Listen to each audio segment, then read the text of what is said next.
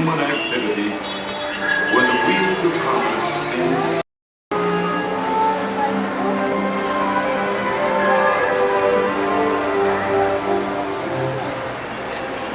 Want to just do Body Wars now? Should we just do Body Wars now before it gets crowded? Living with the land.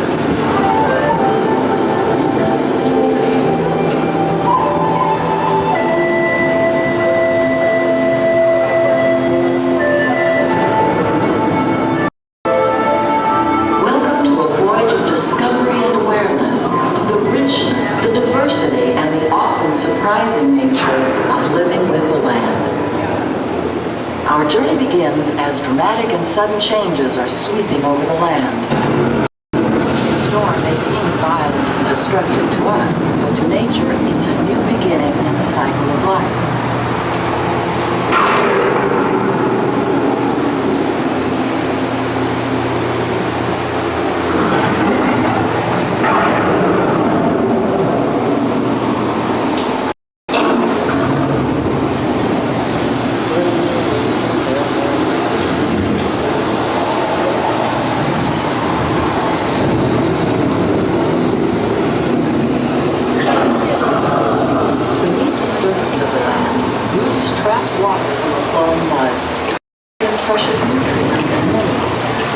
These elements, underlying sunlight, create the diverse living systems of our planet.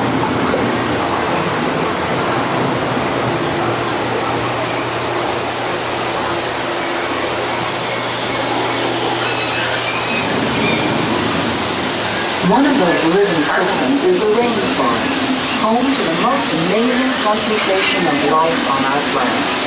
These dense and unique cover only a tiny portion of the Earth's surface, but they contain more than half of its plant and animal species. Marine life also extremely rich and productive living systems, providing us with oxygen, food, medicine, and other elements essential to our lives.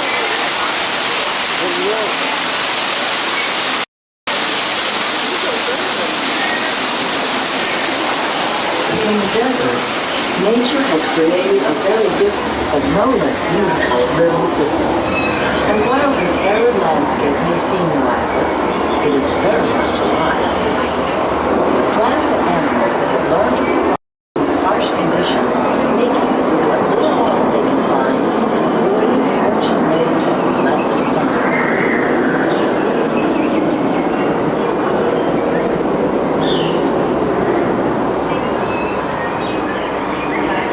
The American prairie once appeared as desolate as the desert, but over time, rainwater and nutrients gradually penetrated the hard surface of this land. Even the hooves of the mighty buffalo helped create the rich soil that would one day become home to the American farm.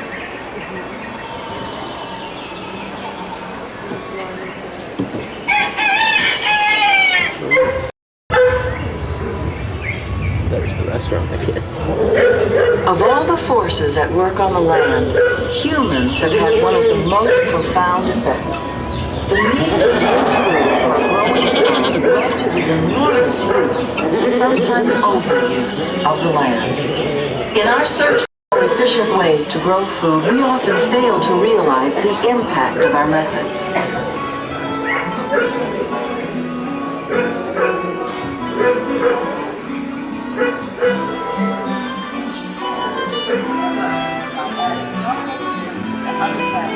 Today, we're learning to live with the land, discovering better ways. My name is Patty. Here in our living laboratory, scientists from EPCOT, Department of Agriculture, NASA, and Nestle are exploring innovative and sustainable methods of food production. You'll be seeing some of the world's most important food crops grown right here in our tropic greenhouse. One of the things you won't see in our greenhouse is regular soil or dirt. We grow our plants in sterilized sand using advanced drip irrigation systems to deliver nutrients. Just one way we're learning to use our natural resources while still preserving the environment. We got some very unusual plants here like cacao, plant source for chocolate. To your left is a jackfruit from India. The papaya tree, shaded from the unripened green papaya fruit, can be used to produce papain, a meat tenderizer. Rice is an essential food for more than half of the world's population.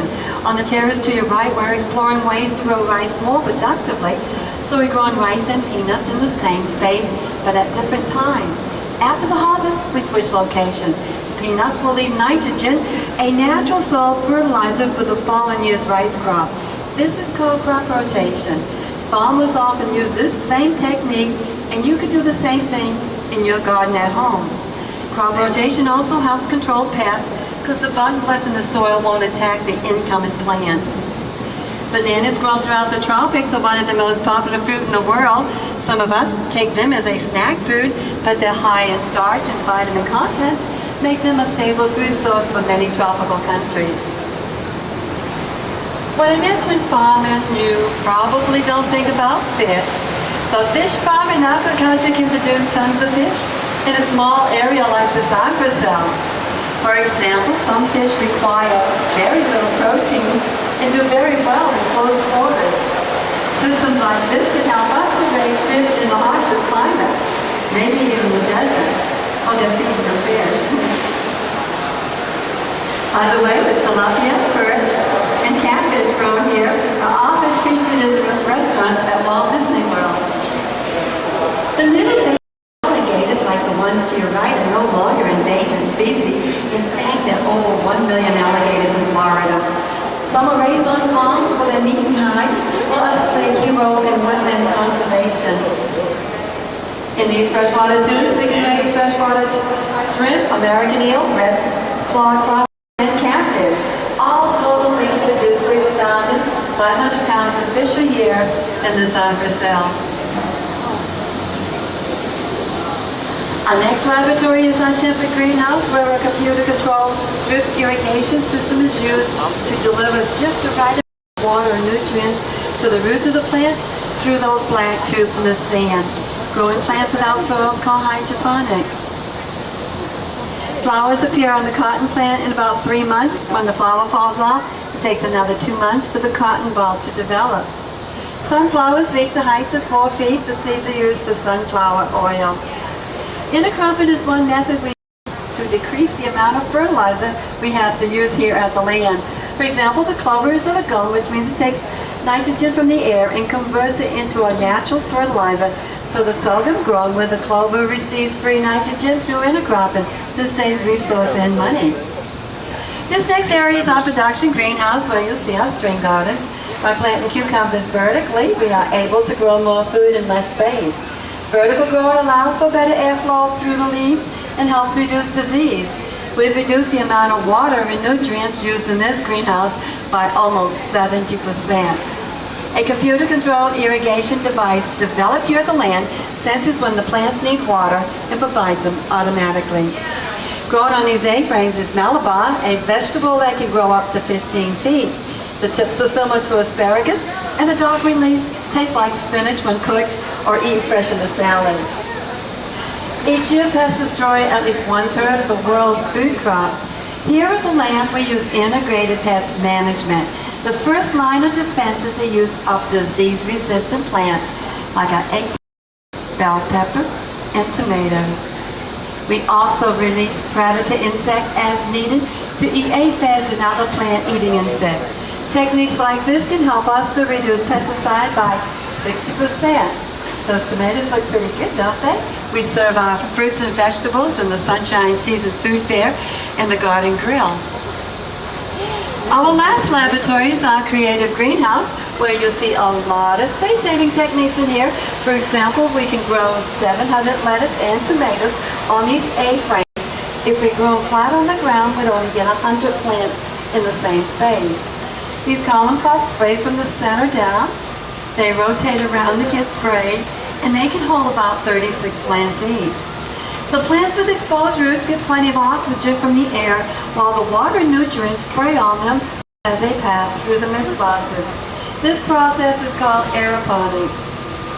Here in our laboratory, our EPCOT scientists are working with the Department of Agriculture to develop better plants for the future.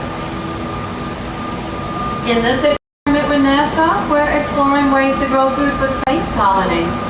There's so much we can learn from science and nature about living with the land. The laboratories you've seen today are only part of the story. Once harvested, the crops need to be handled with care on their journey from the fields to the table. Around the globe, scientists from Nestle and other organizations are dedicated eyes on. Working together, we can preserve the land as a beautiful and precious resource while still meeting the needs of our growing world. And only then will we be living with the land. If you like an even closer look at our greenhouses, you can take the behind-the-scenes tour. The tours are led by one of our researchers and begins in front of the Green Thumb Emporium, which is our gift shop. Now we also have 2 other attractions in our land pavilion.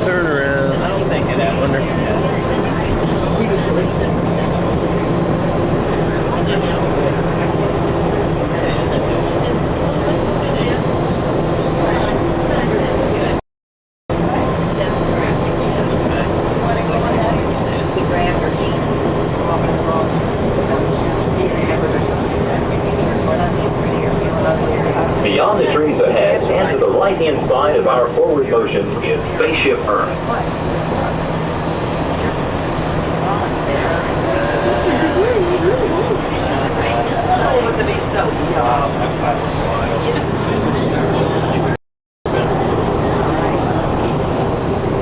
The glass pyramids are the gateway to your journey into imagination.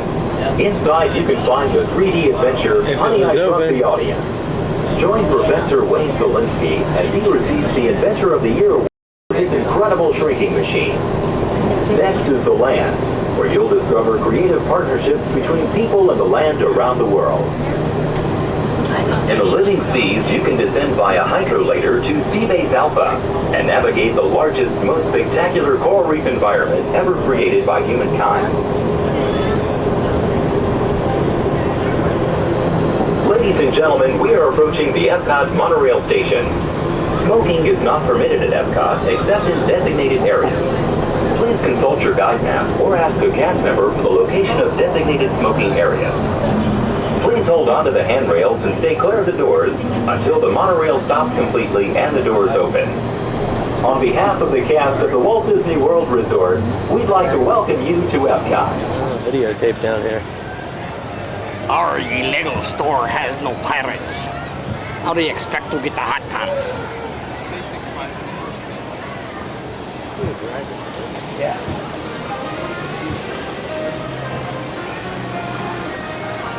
Then again, that's cool too. Did you get that? The rainforest? Yeah. Yeah. And Captain Jack's restaurant. I want to eat there one time. The rainforest is cool.